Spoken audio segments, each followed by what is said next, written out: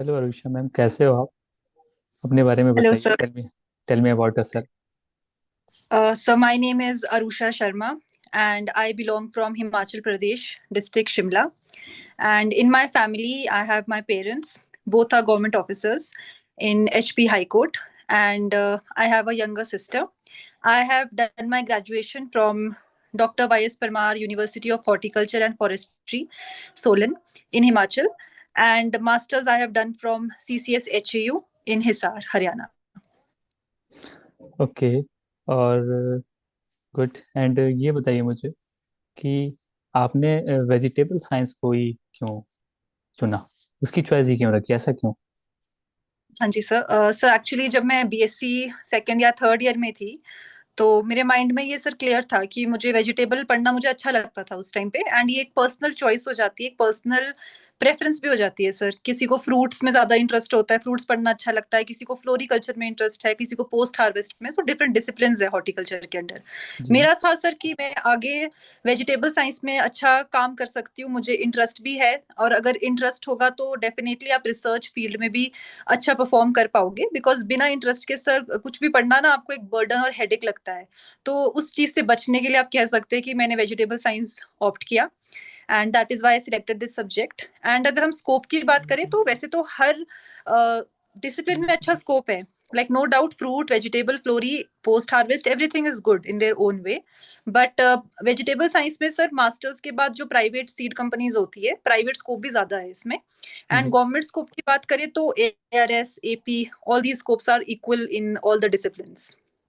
Okay. और जैसा हाँ कि जी सर। मैं देख पा रहा हूँ कि आप काफ़ी डेडिकेटेड स्टूडेंट रहे हो, तो आपका हाँ जी। जेआरएफ में 19 रैंक था और आपका एसआरएफ में भी 5 रैंक है। उसके लिए बहुत बहुत कॉन्ग्रेचुलेशन कि आपने थैंक यू 19 सो। से डायरेक्ट फिफ्थ रैंक में स्विच किया आके। तो बिल्कुल सर। आपका ड्रीम कुछ बड़ा ही होगा, तभी आप में इतनी मेहनत की है। और अभी मुझे बहुत खुशी है। तो आपकी जो हरियाणा चौधरी चरण सिंह यूनिवर्सिटी है वो काफ़ी अच्छी यूनिवर्सिटी है, टॉप की यूनिवर्सिटी है। यस। तो वहाँ पे आपका बिल्कुल। रिसर्च वर्क कैसा था? आपने वहाँ पे थीसिस कैसे किया और वहाँ का आपका हॉस्टल लाइफ कैसा था? कुछ बताइए उसके बारे में। सो आई थिंक अभी HAU definitely one of the top universities है एग्रीकल्चर में, टॉप 6th रैंक पे आती है सर वो university. And exactly. Campus sir Asia's largest agriculture university भी है वो। And campus life is sir amazing over there. Teachers are very supportive. I was lucky कि मेरा डिपार्टमेंट वेजिटेबल साइंस बहुत अच्छा है वहाँ पर। Teachers are very cooperative, my advisor was very nice over there. तो रिसर्च का टॉपिक भी बहुत अच्छा है वहाँ पर। आपको मतलब प्रेफरेंस डेफिनेटली दी जाती है कि आपको किस पे रिसर्च करना है। और फंडिंग भी अच्छी करते हैं वो। आपको रिसर्च में जो भी खर्चा है तो वो पूरा वही यूनिवर्सिटी हैंडल करती है। So definitely it was a very good opportunity कि अच्छा रिसर्च में वहां पर कर पाई। एंड थीसिस सबमिशन में भी सर डिग्री टाइम पे करवा देते हैं। एंड इसके अलावा भी सर एकेडमिक लाइफ के अलावा भी जो कैंपस लाइफ है वो बहुत ज्यादा अच्छी है वहां पर। सो आई थिंक अच्छा। आई was lucky that I got that campus during my JRF। Okay, great. And मुझे ये बताइए, जेआरएफ में स्कॉलरशिप आपको कितना मिला था और अभी एसआरएफ में आपको कितना मिलेगा? और देन वहाँ का जो मैथ्स का सिस्टम है वो कैसा था? वहाँ पे खाना कैसा मिलता सर JRF का अगर हम बात करें तो इसमें दो कैटेगरीज होती है। अगर आपका रैंक लाइक वेजिटेबल साइंस में टॉप 23, फ्रूट साइंस में top 21, floriculture I think top 10, ये हो सकता है कि चेंज भी हो गया हो अभी। है? बट जी। मैं आपको अपने टाइम का बता रही हूँ कि इतने जो लाइक टॉप 1% हम कह सकते हैं, बिकॉज 3500 यानी कि 3000 plus students they give this JRF examination. And you have to get among the top 23 in vegetable, top 20 in fruit, and top 10 in flori. Then आपको JRF का स्कॉलरशिप मिलता है, जो कि 12,640 रुपीज पर मंथ है। इसके अलावा 10,000 आपको कॉन्टीजेंसी, 6,000 पर ईयर कॉन्टीजेंसी भी आपको मिलता है। जो भी आपका मेडिकल एक्सपेंसेस है, ट्रैवल का है, या आपके स्टेशनरी है, बुक्स आप लेते हो तो उसका अलग से आपको पर ईयर वो मिलता है 2 साल के लिए। एंड जिनका स्कोर टॉप रैंकर्स में नहीं आ पाता है सर, उनको NTS स्कॉलरशिप मिलती है, जो कि 5,000 रुपीज है पर मंथ। एंड अगर हम SRF की बात करें, जो कि PhD के लिए एंट्रेंस एग्जामिनेशन है, यस। उसमें हमें 37,000 पर मंथ मिलता है। एंड इसके अलावा 10,000 आपको एनुअली भी मिलेगा। एंड जो आपका फाइनल ईयर है, थर्ड ईयर, उसमें आपका ये इंक्रीज होके 42,000 पर मंथ आपको मिलता है, which is a decent and good amount for pursuing your higher studies. अच्छा, तो जैसे अभी आपने बताया कि एसआरएफ तो ये मंथली आ जाता है या फिर 3 3 मंथ में, या मंथली आपको मिलता है इसका? इसके लिए हमें। सर वैसे तो ये, हाँ जी बिल्कुल सर, वैसे तो ये डिपेंड करता है यूनिवर्सिटी टू यूनिवर्सिटी पे भी कि किस तरह से उनको आईसीआर का फंडिंग आता है एंड देन दे गिव। अगर मैं अपने यूनिवर्सिटी की बात करूं सर, वहां पर मुझे 10 मंथ्स के बाद अपना फर्स्ट जो पूरा अमाउंट था, आई थिंक 1 लाख समथिंग, वो एक साथ मिल गया था। And in PhD also I think ये आपका जो बजट होता है ना सर, आईसीआर जैसे देता है फंडिंग जी। यूनिवर्सिटीज को, वो उस हिसाब से 10 मंथ्स के बाद आपको फर्स्ट अपना मिल जाता है, इकट्ठा ही एकदम एक साथ मतलब मिल जाता है सर वो। तो यानी कि आपने काफ़ी अच्छा अपना जेआरएफ की जर्नी जो है वो अच्छे से एंजॉय किया है। बाकी वहाँ का बिल्कुल एनवायरनमेंट सर, बहुत अच्छा है। एनवायरनमेंट वहाँ का बहुत कैसा अच्छा है? है सर। आप हाँ, खाने की बात भी कर रहे थे सर, खाना जी। भी बहुत अच्छा है वहाँ का हरियाणा में, एंड हॉस्टल फैसिलिटीज भी बहुत अच्छी है। अभी तो गर्ल्स के लिए वहाँ पर नया हॉस्टल भी बना है, so everything is like a good over there. Okay. तो मुझे ये बताइए, स्पेशली ये हमारे डेडिकेटेड स्टूडेंट्स के लिए, जो भी हॉर्टिकल्चर में, लाइक आपकी वेजिटेबल साइंस है, तो हॉर्टिकल्चर में जेआरएफ की या एसआरएफ की जो प्रिपरेशन करेगा उसके लिए कौन सी बुक्स मोस्ट इंपॉर्टेंट पॉइंट है? और ये हमारे इंटरव्यू जो हमारा ब्रॉडकास्ट हो रहा है उसके लिए डेडिकेटेड पॉइंट है कि किस तरीके से वो प्रिपरेशन करे। जो मिडिल क्लास है, जिसको अफोर्ड नहीं कर सकता कि कोई फीस दे पाए किसी भी कोचिंग इंस्टीट्यूट की, उसके लिए कितना इंपॉर्टेंट है कि वो फ्री ऑफ कॉस्ट अपनी प्रिपरेशन करके अच्छी रैंक ला सकते। तो प्लीज आप अच्छे से बताओ। Sure sir. हम्म, तो मैं आपको पहले जेआरएफ का बताती हूँ, बिकॉज दोनों की स्ट्रैटेजी थोड़ा डिफरेंट सा है, डिफरेंट डिफरेंट। बुक्स है एंड सिलेबस भी डिफरेंट जी। है। So talking about JRF horticulture, so इसमें डिफरेंट डिसिप्लिन होते हैं। आपका जो सिलेबस होता है वो डिवाइड हो रखा है डिफरेंट कोर ग्रुप्स में। जैसे कि जनरल एग्रीकल्चर, जिसमें से अराउंड 20 क्वेश्चंस हम हर साल हमें देखने को मिलते हैं। जनरल हॉर्टिकल्चर, इसमें से भी 10 क्वेश्चंस आप रख लीजिए कि इतने आएंगे। 30। फ्रूट साइंस से मैक्सिमम आते हैं 30 क्वेश्चंस। हम्म। वेजिटेबल साइंस से भी अप्रोक्सीमेटली 30 क्वेश्चंस, फ्लोरिकल्चर से approximately 20 questions, and then minor groups है इसमें, like post harvest management, plantation crops, spices and medicinal plants, so ये माइनर पोर्शन रहता है। हर डिसिप्लिन के लिए अलग अलग बुक्स है सर। जैसे मैं बात करूं जनरल एग्रीकल्चर की, तो जैसे आपको पता ही है कि यूनिवर्सल बुक है नेमरार सुंडा, जो कि हर एग्रीकल्चर स्टूडेंट पढ़ता है, तो ये आप फॉलो कर सकते हैं जनरल एग्रीकल्चर के लिए। इसके अलावा सर जनरल एग्रीकल्चर में इंटरनेशनल ईयर्स पूछ लेते हैं, करंटली एक साल पिछले का, करंट का और अगले साल का, इस तरह से क्वेश्चंस बन जाते हैं वहां से। ज्योग्राफिकल एरिया, ये जो क्वेश्चंस रहते हैं जनरल एग्रीकल्चर से। जनरल हॉर्टिकल्चर के लिए सर बुक है basic horticulture by Jitendra Singh, जिसमें बेसिक कंसेप्ट है हॉर्टिकल्चर के बहुत अच्छे से एक्सप्लेन कर रखे हैं। ओके। जैसे आपका ट्रेनिंग प्रूनिंग से रिलेटेड क्वेश्चंस है, ग्रोथ रेगुलेटर से क्वेश्चंस है, मिनरल एंड न्यूट्रिशन से क्वेश्चंस है, तो ये पूरा बेसिक हॉर्टिकल्चर में बहुत अच्छे से एक्सप्लेन किया है। एंड आई थिंक ये स्टूडेंट को बीएससी सेकंड या थर्ड ईयर से पढ़ना स्टार्ट कर देना चाहिए टू क्लियर देयर कंसेप्ट्स। अब बात करेंगे फ्रूट साइंस की, जो मेजर पोर्शन कवर करता है आपका जेआरएफ के पेपर में। उसके लिए हमारे पास एक तो बुक है हैंडबुक ऑफ हॉर्टिकल्चर। अब मैं सर इस बुक की बात अगर आपको बताऊं, तो ये 2 वॉल्यूम्स में आती है, एंड मोटी मोटी बुक्स है सर। बच्चे पहले ही देख के डर जाते हैं कि यार ये तो नहीं हो पाएगा, क्योंकि यू नो होता ही एक हमारे माइंड में एक माइंडसेट बन जाता है कि यार कुछ बड़ा देख लिया, कोई बड़ी बुक देख ली तो नहीं होगा। नहीं इवन हो। जब मैं वो बुक लाइब्रेरी ले जाती थी, तो मेरे खुद के फ्रेंड्स बोलते थे कि यार इतना क्या कर रही है, इतना या पीएचडी पढ़ रही है, मतलब बीएससी लेवल पे आप वो बुक उठाओगे तो नॉर्मल यही रहेगा सर किसी का भी। बट मैं आपको बताऊं कि वो बुक इतनी ज्यादा इंपॉर्टेंट है, क्योंकि directly line to line questions उस बुक से बनते हैं। और वो बुक मतलब मैं कहूंगी कि सर ऐसा होता है ना कि कुछ आप ज्यादा मोटी बुक देख लोगे तो रहेगा कि यार इतना कैसे याद होगा। लेकिन एक 80-20 रूल चलता है सर, अगर आपने सुना होगा इस रूल के बारे में। 80-20 रूल मतलब कि 80% जो आपके क्वेश्चन पेपर में सिलेबस आता है, वो हम्म। 20% पोर्शन से आता है। मतलब उस बुक का आपको फिर वो मतलब 20% जो छांटना है सर आपको, हम्म। इंपॉर्टेंट पॉइंट्स जो हाँ। उस बुक में, वो आपको हाईलाइट करके रखने हैं अपने बीएससी सेकंड या थर्ड ईयर से ही, ताकि आप लास्ट ईयर में जस्ट उन पॉइंट्स को रिवाइज करो। तो एट्टी ये। परसेंट आपके क्वेश्चन आएंगे उस 20% पोर्शन से, तो वो 20% आपको छांटना है उस बुक का कि क्या इंपॉर्टेंट है। हर चैप्टर में से कुछ इंपॉर्टेंट पॉइंट्स होंगे जो आपको हाईलाइट कर लेने हैं पहली, एंड देन आप उन पॉइंट्स को रिवाइज करो। ये बुक बहुत ज्यादा मैंडेटरी है, तो इस बुक को तो बिल्कुल इग्नोर नहीं करना है। नहीं करना। देन सर फ्रूट के लिए एसेंस ऑफ हॉर्टिकल्चर है, और इसका मैं प्रेफर करती हूँ सर ओल्ड एडिशन पढ़ो। एंड ग्लोस्टर्स हॉर्टिकल्चर है। एंड हाँ। देन पोमोलॉजी की बुक है बाय रेडी रेकनोर, ये आपकी ओके। फ्रूट्स के लिए। अच्छा, ये फ्रूट्स यस के सर। लिए। ठीक है। हाँ जी। एंड सर वेजिटेबल के लिए हमारे पास हैंडबुक ऑफ हॉर्टिकल्चर तो सर कंपलसरी है सारे डिसिप्लिन के लिए। इसके अलावा glossaries of horticulture, essence of horticulture, instant horticulture, and ये आपका वेजिटेबल साइंस सर कवर हो जाएगा इसमें। इसके जी। अलावा फ्लोरिकल्चर सेम बुक्स है, हैंडबुक, ग्लोस्टर्स, एसेंस। इसके अलावा floriculture at a glance by Deshraj, ये भी बहुत इंपॉर्टेंट है। ए, इसमें मैम हाँ एक जी सर। मिनट आपको रोकूंगा, क्योंकि अभी हाँ एक, जी। एक बहुत इंपॉर्टेंट एग्जाम लगा हुआ है Delhi development authority as a section हाँ, ऑफिसर, हॉर्टिकल्चर ऑफिसर में। तो उनके बिल्कुल लिए सर। हाँ, जो देश राज वाली बुक है ना, फ्लोरिकल्चर में जो 100 क्वेश्चन आ रहे हैं, वो उनके लिए इंपॉर्टेंट है ना, स्टूडेंट के लिए। बिल्कुल सर, बहुत अच्छा। इंपॉर्टेंट है, उसमें फ्लोरिकल्चर ही सिलेबस है जो मेजर पोर्शन है। ओके। तो उसके लिए मैं आपको सेम बुक है जेआरएफ लेवल का, एसएरएफ लेवल का सेम बुक रहेगा sir, floriculture at a glance. इसके अलावा आप ग्लॉसर भी पढ़ो, एसेंस भी पढ़ो और हैंडबुक तो पढ़ो, ये तो 3 मैंडेटरी है। ठीक है, लेकिन 3 है। अलग से अगर बुक है तो hmm, floriculture at a glance by Deshraj. And sir इसकी एक थ्योरेटिकल बुक आती है और एक ऑब्जेक्टिव आती है। ऑब्जेक्टिव में आई थिंक 1000+ क्वेश्चंस है, उसके अलावा मैचिंग भी है, फिलअप्स भी है, एमसीक्यू भी है। ओके। मतलब पूरा कंप्लीट पैकेज आपको उस बुक में मिल जाएगा। एंड आई थिंक वो सॉल्व करने से काफी हद तक आप क्वेश्चंस को सॉल्व कर सकते हो, तो ये इंपॉर्टेंट है फ्लोरिकल्चर के लिए।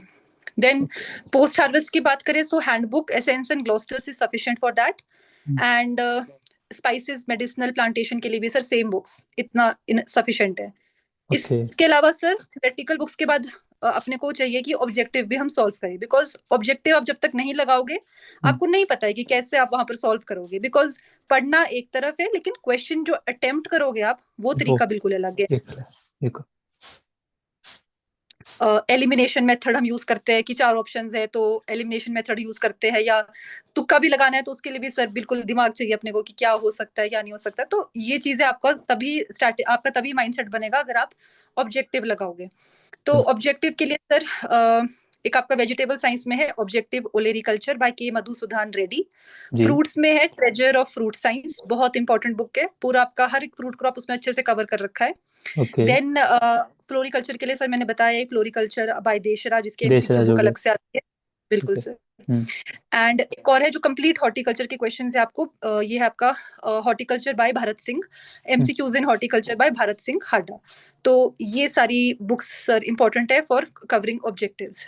एंड सर इसके अलावा मैं ये भी बोलूंगी कि लास्ट मंथ में आप मॉक टेस्ट भी दो। ये डिफरेंट डिफरेंट कह सकते हो टेलीग्राम पे आपको अवेलेबल मिल जाते हैं, डिफरेंट ग्रुप्स भी बने हुए हैं, व्हाट्सएप पे डिफरेंट ग्रुप्स है, तो वहाँ आप पे आप। उसमें enroll करो। हाँ जी, जी।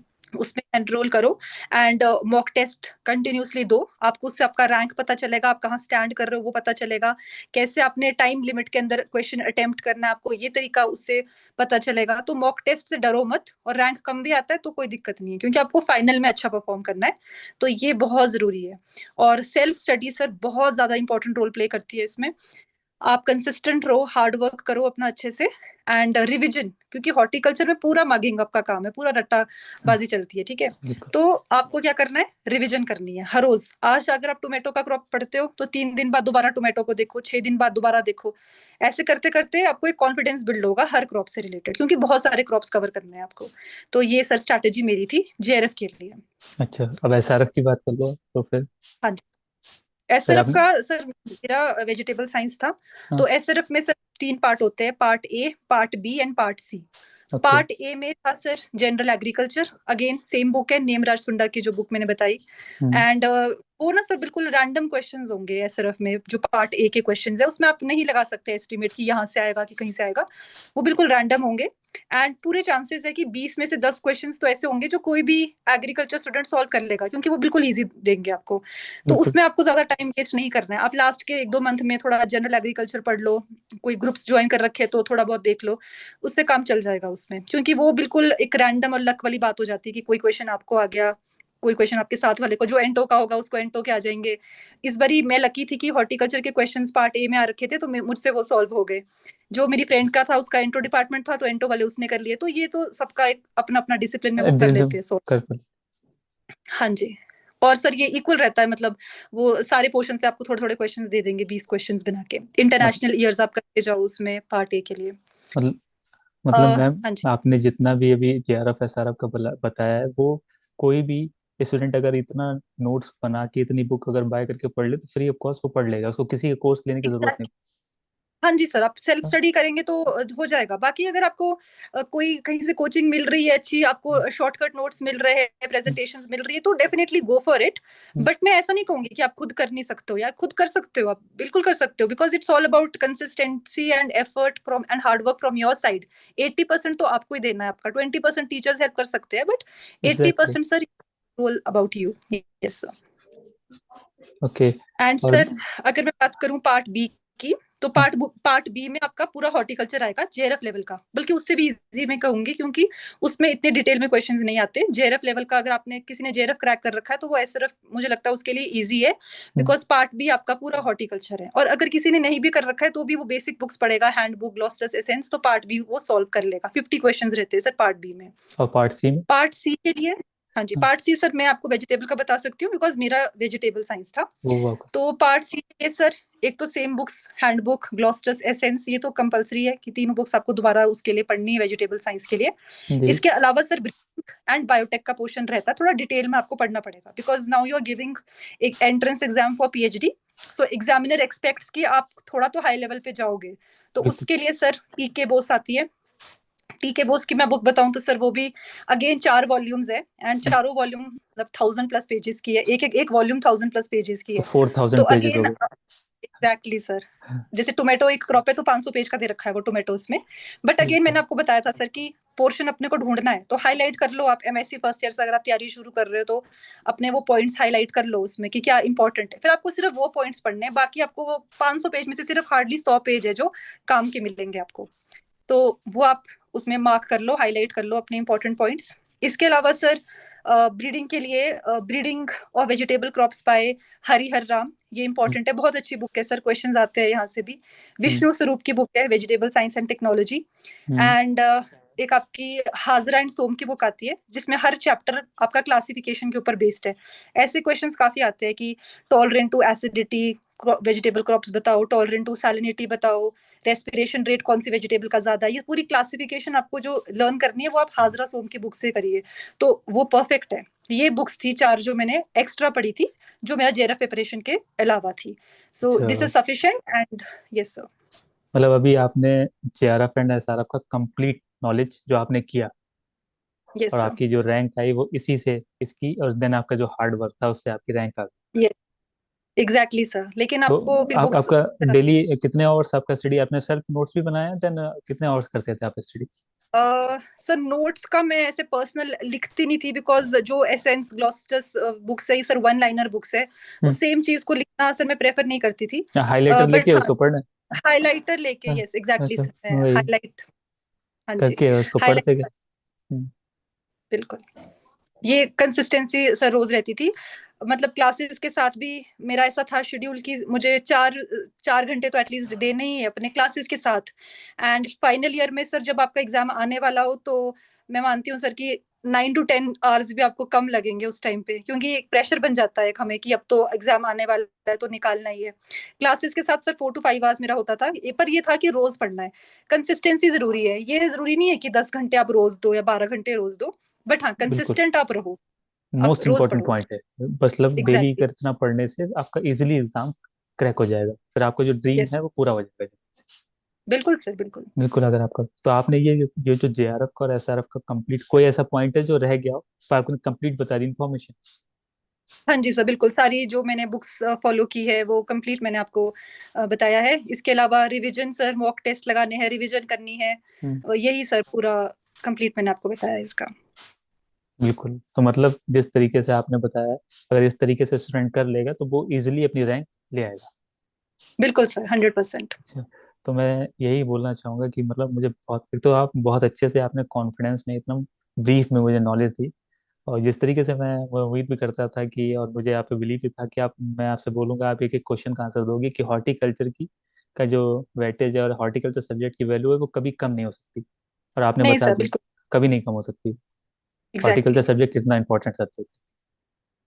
हॉर्टिकल्चर सर वही मैं स्कोप की अगर हम बात करें तो हम्म। बीएससी लेवल पे भी स्कोप है, मास्टर्स पे भी स्कोप है और पीएचडी पे भी स्कोप है। वो डिपेंड करता है सर कि किसको किस टाइम पे जॉब चाहिए, या फिर वो वेट कर सकता है, उसमें पेशेंस है। एक हम्म। होती है सर की जल्दी जॉब मिलना, एक होता है सर की अच्छी जॉब मिलना, इन दोनों में डिफरेंस है सर। तो वो आपकी पर्सनल प्रेफरेंस है, आपको जल्दी जॉब चाहिए कि आपको अच्छी जॉब चाहिए।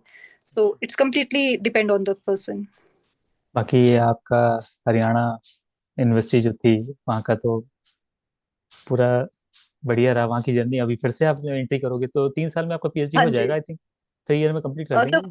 3, यस सर, डेफिनेटली 3 इयर्स में वो कंप्लीट कर देते हैं। बाकी हर यूनिवर्सिटी का अपना अपना रहता है, डिपेंड करता है सर कि आपको रिसर्च टॉपिक क्या मिलता है। तो कुछ रिसर्च में हो सकता है 4 साल भी लग जाए, बट मोस्टली वहां पर 3 साल में अपना डिग्री कंप्लीट हो जाता है सर। जिस जिस भी स्टूडेंट्स के पास ये वीडियो जाएगी, अगर आपको किसी भी टॉपिक से रिलेटेड कोई भी प्रॉब्लम हो, आप मुझसे टेलीग्राम पे किसी भी द्वारा मैसेज कर सकते हो, और मैम से मैं कंसर्न करके आपका डाउट क्लियर कर दूंगा। ये आपके लिए डेडिकेटेड पूरी तरीके से सेशन, ठीक है ना। और एक मोस्ट इम्पॉर्टेंट पॉइंट, जैसा कि मैं अभी इंडिया में देख रहा हूँ कि क्या होता है कि गर्ल्स स्पेशली यूपी बिहार या साइड की गर्ल्स है, उनको क्या होता है, रिस्ट्रिक्शंस लगाई जाती हैं कि बेटा आपको ये पास के डिग्री कॉलेज से पढ़ लेना है, और जो यहाँ वैकेंसी आती है उसके लिए प्रिपेयर होना है। तो प्लीज़ ऐसे पेरेंट्स से मेरी रिक्वेस्ट है कि आप देख सकते हो कि देखिए आप कितना ज़्यादा सपोर्ट मिला, आपके पेरेंट्स ने जो सपोर्ट किया है, तो आप प्लीज़ उनके लिए बोलो, जो हमारे पेरेंट्स देख पा रहे हैं कि नहीं हमारी गर्ल्स बहुत कुछ कर सकती हैं, लड़कों से ज़्यादा अच्छा कर सकती हैं, तो प्लीज़ उनको आगे बढ़ने की शक्ति दो। और उनको थोड़ा सा अगर आप पुश करोगे तो वो बहुत, वो क्या से क्या कर रही हैं, देखो राफेल तक उड़ा रही हैं, तो फिर कुछ बचे ही नहीं है। तो क्या इस एग्जैक्टली बारे में सर। क्या कहना चाहोगे आप? आपके पेरेंट्स आपका कितना सब, वो तो मैं देख पा रहा हूँ बहुत अच्छे से सब। Yes sir. Sir I am very thankful and grateful कि मेरे पेरेंट्स ने मुझ पे कभी भी किसी भी चीज़ का प्रेशर नहीं डाला कि आप जल्दी नौकरी ढूँढ, बीएससी हो गई है या एमएससी हो गई है तो तू जल्दी नौकरी ढूँढ। They always promoted. मेरे पापा तो मतलब यही चाहते थे कि मैं अपना हायर स्टडीज़ परस्यू करूँ, मैं पीएचडी करूँ। मतलब ये ऑप्शन मैंने उनको बोला कि मतलब मैं जॉब देख लेती हूँ, मास्टर्स हो गया और है, वो मास्टर्स चाहते थे, लेवल वो पे पूरा ठीक। हो गया। एग्जैक्टली सर, वो यही चाहते थे कि मैं पीएचडी करूं। फिर सर मेरे माइंड में ये था कि अगर मुझे पीएचडी करनी है तो मैं अपने दोस्तों को देखती हूँ सर कि वो जल्दी जॉब लग रही है, तो मेरे माइंड में ये आता है कहीं ना कहीं कि फाइनेंशियल इंडिपेंडेंस तो मुझे नहीं मिल रही है। तो हम्म। मेरे पास सर यही ऑप्शन था कि एसआरएफ जो स्कॉलरशिप देता है वो सेंट्रल गवर्नमेंट देती है, तो हम्म। उसमें स्कॉलरशिप ज्यादा है compare to the state universities तो सर 2-3 हजार या कुछ यूनिवर्सिटीज में 10 हजार तक देता है, बट एसआरएफ में आपको अच्छा अमाउंट मिलता है। 42,000 आई थिंक सर सफिशिएंट है अगर आप पढ़ाई के साथ इतना मिल रहा है।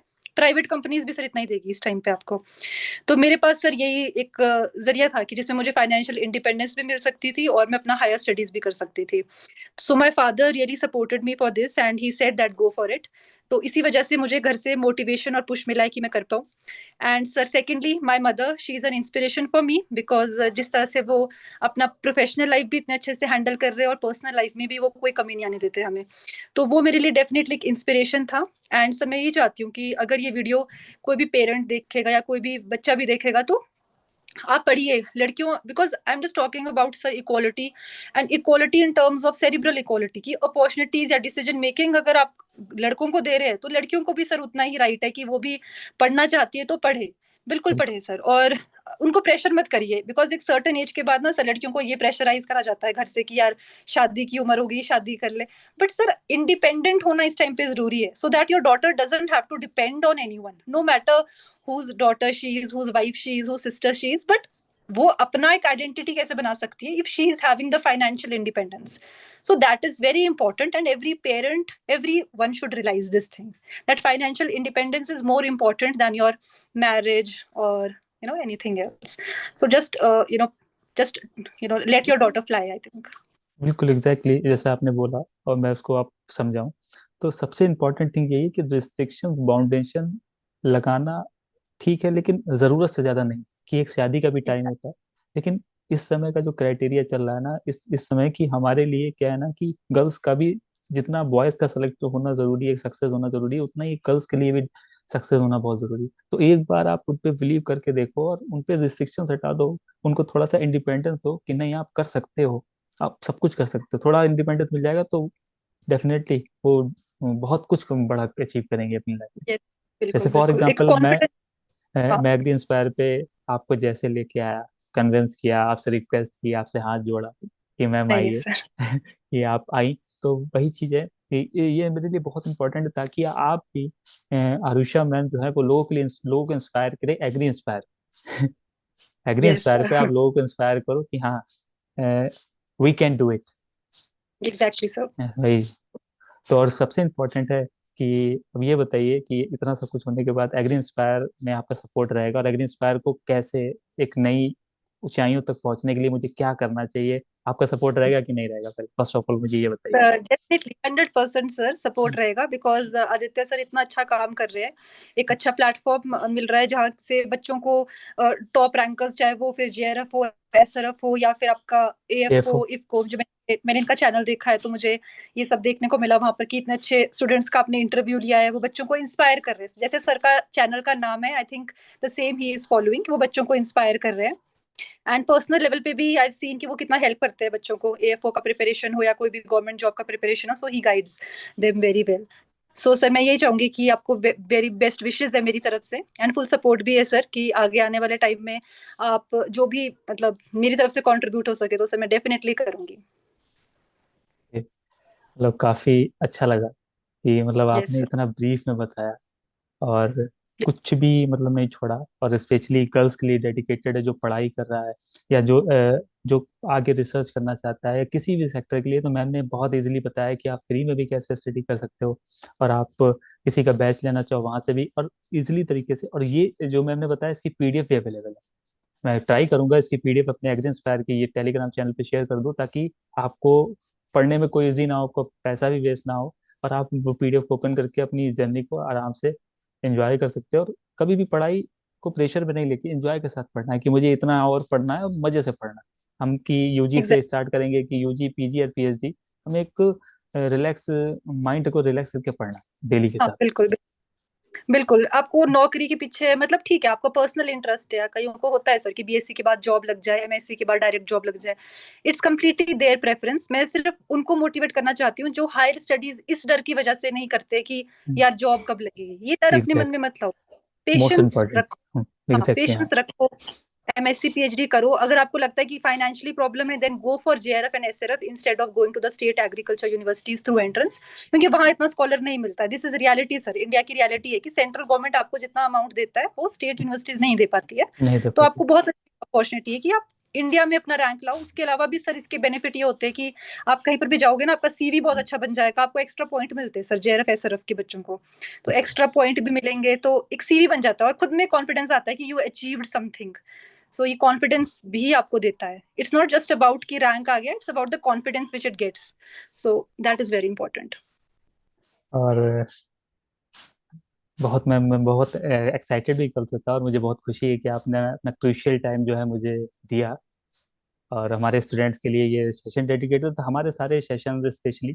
और एग्री जो स्टॉक इस सेशन का नाम है, इसकी प्लेलिस्ट भी मैंने बनाई है। और मैं एक बहुत अच्छा काम, जितने भी स्टूडेंट जो डेडिकेटेड हैं और जिनका सिलेक्शन कहाँ से उठ के कहाँ पे आ रहा हो, चाहे वो किसी भी सेक्टर में हो, मैं एक ऐसा प्लेटफॉर्म खड़ा करना चाहता हूँ ताकि स्टूडेंट को वहाँ पे वो चीज़ मिले, और भी ऑनेस्टली मिले, उनको भटकना ना पड़े कहीं से, बस। एग्जैक्टली। और उनको पूरी गाइडेंस मिले, ताकि वो एकदम, अगर उनको जाना है कि जेआरएफ है सर तो वाली लाइन, अगर उनको चाहिए कि नहीं मेरी कंडीशन अच्छी नहीं है तो मैं स्विच करना चाहता हूँ जॉब के लिए, तो जॉब के लिए उनको एक तरीके से एक इंस्पायर माहौल मिले और इंस्पिरेशन मिले आप जैसे लोगों का साथ मिलके।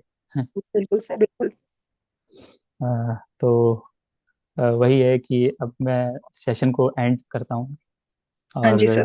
कुछ रह गया ऐसा टॉपिक जो हमने अभी डिस्कशन नहीं किया? मोस्टली सारा टॉपिक मैंने डिस्कशन कर ही दिया। आई थिंक ऑलमोस्ट कवर्ड है सर। बाकी किसी को भी कोई डाउट हो जेरफ हॉर्टिकल्चर से या ऐसे वेजिटेबल साइंस से रिलेटेड तो वो आपसे कांटेक्ट कर सकता है sir, and I will definitely help, I try to help that person. So यही रहेगा सर।